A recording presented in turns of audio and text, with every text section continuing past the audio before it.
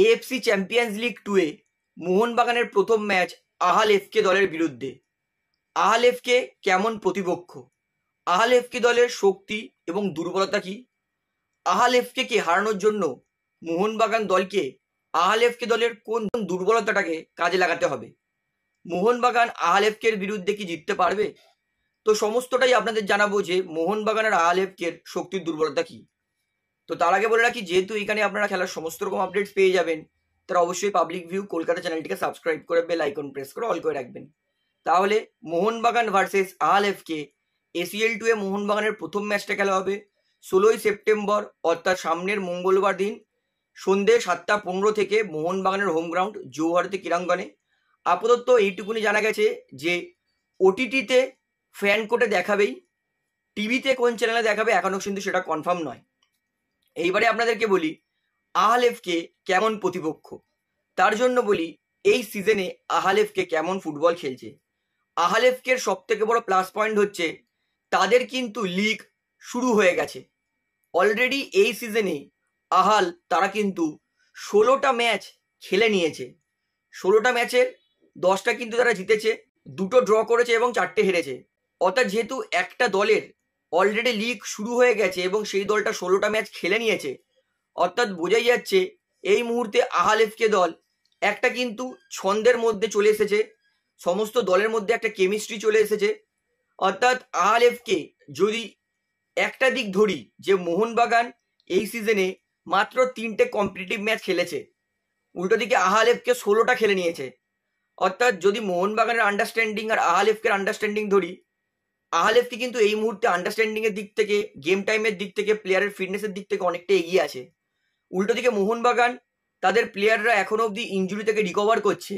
মোহনবাগানের বেশিরভাগ বিদেশি যারা কলকাতাতে এসেছিল তারা বেশিরভাগ বাল্ক চেহারা নিয়ে এসেছে, মানে প্রায় একটুখানি মোটা ভারী চেহারা নিয়ে। তাদের এখনো ফিটনেসের উপর কাজ চলছে। অর্থাৎ আহাল এফকে যারা অলরেডি ফিট হয়ে 16টা ম্যাচ খেলে নিয়েছে, উল্টো দিকে মোহনবাগানের প্লেয়াররা এখন অবধি নিজেকে ফিট করার চেষ্টা করছে। আর যদি ধরি লাস্ট সিজন আহাল এফকে দল 30টা ম্যাচ খেলেছিল, তার মধ্যে 22টা জিতেছিল, গোল করেছিল 68টা। এবং এই সিজন আর লাস্ট সিজনের মধ্যে কিন্তু তাদের দলে পরিবর্তন হয়নি সেরকম। অর্থাৎ লাস্ট সিজন যা দল ছিল আহাল এফকে, এই সিজনেও কিন্তু একই দল আছে। অর্থাৎ বলতে পারি দলের মধ্যে একটা কেমিস্ট্রি অবশ্যই আমরা দেখতে পারবো। আহাল এফকে দলের এই সিজনে স্ট্রেংথ বলতে তাদের ফরওয়ার্ড এবং অ্যাটাকিং ফুটবল। 16টা ম্যাচে আহাল এফকে গোল করেছে 31টা, 31। অর্থাৎ পার ম্যাচে কিন্তু 2টো করে গোল করছেই। অর্থাৎ এটা কিন্তু একটা দুর্দান্ত রেকর্ড, কারণ পার ম্যাচে 2টো গোল করা মানে বোঝাই যাচ্ছে যে দলটা ভালো খেলছে। আহাল এফকে দলে কিন্তু এমন কোনো প্লেয়ার নেই যে একাই গোল করে যায়, একটা টিম গেম খেলে তারা। আহাল এফকে 31টা গোল করলেও তাদের দলে হাইয়েস্ট গোল স্কোরার হচ্ছে 4টে। মানে এমন অনেক অনেক প্লেয়ার আছে যারা 3টে 4টে করে গোল করেছে। আহাল এফকে দলে টপ স্কোরার 3টে, 3জনেই 4টে 4টে করে গোল করেছে। তাদের নাম বলি, মোহনবাগানের কোন কোন প্লেয়ারের প্রতি একটুখানি হলেও চিন্তিত থাকতে হবে, সেটা হচ্ছে মেলিয়েস ডিভিনেফ 4টে গোল করেছে, ডেয়াঞ্জ মিরেডফ 4টে গোল করেছে, এসেনফ 4টে গোল করেছে। অর্থাৎ এমন 3টে প্লেয়ার আছে দলে যারা 4টে 4টে করে গোল করেছে। এবং আরও 3টে মাঝমাঠের প্লেয়ার আছে, উইংয়ের প্লেয়ার আছে মিলিয়ে, যেমন এলমন টাগাওয়ে, তিনি কিন্তু 3টে গোল করেছেন। নাজার, এই প্লেয়ারটাকে কিন্তু মোহনবাগানকে চোখে চোখে রাখতে হবে, দুর্দান্ত ক্রিয়েটিভ প্লেয়ার, ইনিও কিন্তু 3টে গোল করেছেন।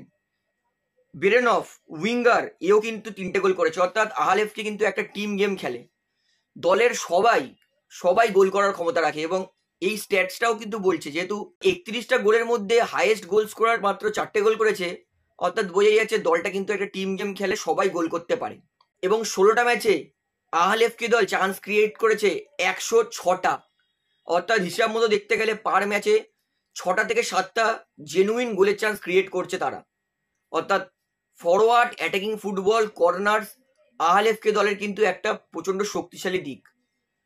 দুর্বলতা যদি বলি আহাল এফকে, তাদের ডিফেন্স দুর্বল। 16টা ম্যাচে আহাল এফকে দল গোল খেয়েছে 14টা। অর্থাৎ হিসাব মতো দেখতে গেলে পার ম্যাচে কিন্তু একটা করে গোল খাচ্ছেই। অর্থাৎ ডিফেন্স এখনো কিন্তু নড়বড়ে আহাল এফকে দলের। আহাল এফকে দলের যে দুটো সাইড ব্যাক আছে তারা কিন্তু তুলনামূলকভাবে, মানে তাদের ডিফেন্সিভ কোয়ালিটিটা যেটা আমি দেখেছি হাইলাইটস, অতটা ভালো মনে হলো না। মোহনবাগানের কিন্তু উইঙ্গার লিস্টন কোলাসো, মানবীর সিং, আপনার রবসান রবিনো এরা কিন্তু সহজেই আহলেফকে দলের দুটো ডিফেন্সকে কাটিয়ে কিন্তু চলে যেতে পারবে। বলতে পারি মোহনবাগানের যদি ফরওয়ার্ড ভালো প্রেশার ক্রিয়েট করে আহলেফকে দলের ওপর কিন্তু অবশ্যই চাপ সৃষ্টি করতে পারবে। উল্টো দিকে আহলেফকে দল নিজের লিগে ভালো খেললেও আমি বলবো মোহনবাগান দল কিন্তু আহলেফকে থেকে অনেক বেশি মজবুত। মোহনবাগান দল তারাও কিন্তু লাস্ট সিজন যা দল খেলিয়েছিল এই সিজনও সেই দলটাই অলমোস্ট খেলছে। মোহনবাগান দলেরও কিন্তু অ্যাট্যাক যথেষ্ট ভালো, ডিফেন্স যথেষ্ট ভালো, মাঝমাঠও ভালো, কিন্তু মোহনবাগান দলের ক্রিয়েটিভ মিডফিল্ডারের অভাব কিন্তু এখনো দেখা দিচ্ছে। মোহনবাগান দলেরও কিন্তু উইঙ্গার ভালো, মোহনবাগান দলে একটা পেজ আছে, মোহনবাগান দলের দুটো রাইট ব্যাক লেফট ব্যাক ভালো, সেন্টার ব্যাক ভালো, মোহনবাগানের গোলকিপার ভালো, ডিফেন্সিভ মিডফিল্ড সেন্ট্রাল মিডফিল্ডারে আপুইয়া থাপার মতো প্লেয়ার আছে, ক্রিয়েটিভ মিডফিল্ডারে সাহাল আছে, পেট্রাটসও চলে যাবে, রবসান হয়তো খেলবে, স্ট্রাইকারে ভালো আছে McLaren, Jason Cummings, Suhail Bhat. তো মোহনবাগান দলেও কিন্তু প্লাস পয়েন্ট প্রচুর। লাস্ট সিজন মোহনবাগান আইএসএল এ কেউ ধরতে পারিনি।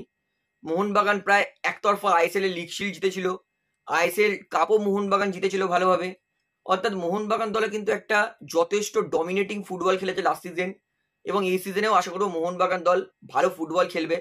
তবে মোহনবাগান দলকে নিয়ে সামান্য একটু চিন্তার, সেটা হচ্ছে মোহনবাগান দলের কিন্তু প্লেয়াররা এখনো নিজের ফিটনেস ফেরাচ্ছে। মানে ম্যাচে গেম টাইম কিন্তু অর্ধেক প্লেয়াররাই চান্স পায়নি। যদি মোহনবাগান 3টে ম্যাচ না খেলে 7-8টা ম্যাচ খেলতো তাহলেও আমি ভাবতাম যে না, মোহনবাগান দলটা একটা ভালো শেপের মধ্যে আছে।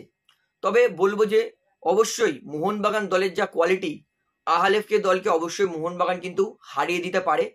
এবং মার্কেট ভ্যালু তাই বলছি, আহলেফকে দলের market value as a transfer market অনুযায়ী 3 কোটি, তবে অফিসিয়ালি খুঁটিয়ে নাটিয়ে দেখলে কিন্তু 11 কোটি ক্রস করে যাচ্ছে আহলেফকে দলের মার্কেট ভ্যালু।